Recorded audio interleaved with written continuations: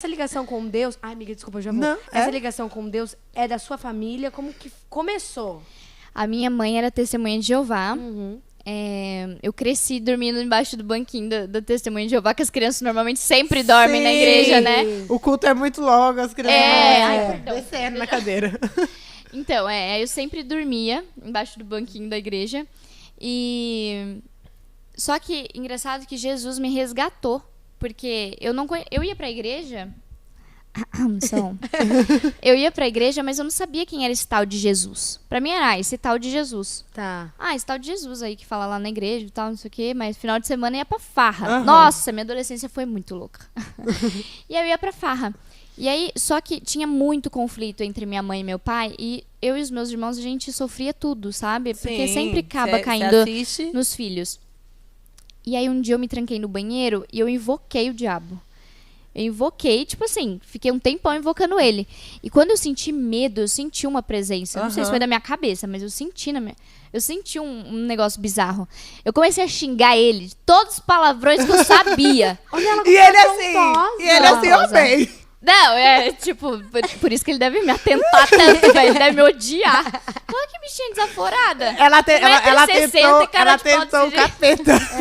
Gente, literalmente, tá? Eu era só uma criança, acho que eu tinha uns 12 anos. Tá. Nesse E nível. tava lá xingando Satanás. Satanás, falando assim, é culpa tua que isso tá acontecendo com a minha família. Você é um nojento, eu te odeio. E eu chorava. O povo assim, do lado de prantos. fora do banheiro. Que tá Gente, tô matando essa menina.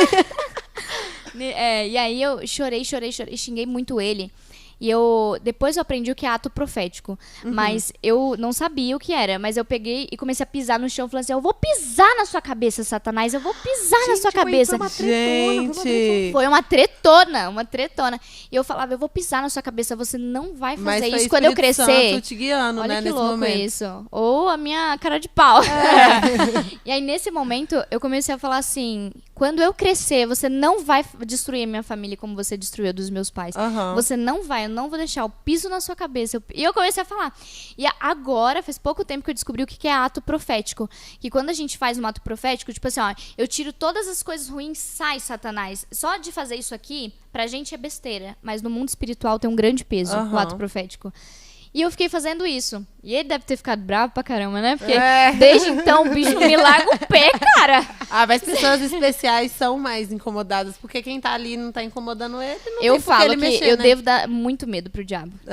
Porque pra ele tá tão obcecado. Ocupado. Porque sabe que Deus é onipresente, né? Mas o diabo não. Ele não consegue... Vocês já pararam pra pensar nisso? Ele não consegue estar em dois lugares ao mesmo tempo. É verdade. Eu nunca tinha parado pra pensar nisso. Mas é por isso que tem tanto demônio. Porque ele Aí tem que ele colocar manda os demônios... Eu não li isso em nenhum lugar, gente. Eu tirei da minha cabeça. Então, se eu tiver errado, não me julguem. Mas é uma coisa que eu acredito. Na Bíblia diz que Deus é o único ser onipresente e onipotente. Sim. Ele pode estar em todos os lugares ao mesmo tempo. Mas o diabo não. Ou seja, ele tem que mandar os servos. Sim. Foi uma das coisas que eu usei pra xingar ele lá. Você é tão merda! Você não consegue nem estar aqui! Deve ter um funcionário teu! Gente, ela aprontou mesmo. Gente, não, era isso. Gente. Insano. E aí, voltando, quando eu realmente conheci quem era Jesus Cristo. Tá.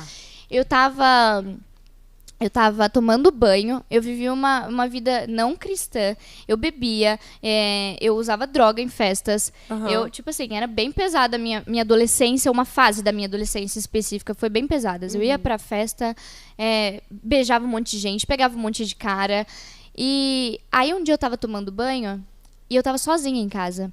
E aí eu ouvi uma voz do lado de fora do banheiro falando assim, ó, minhas águas te lavam em meio a tuas lágrimas.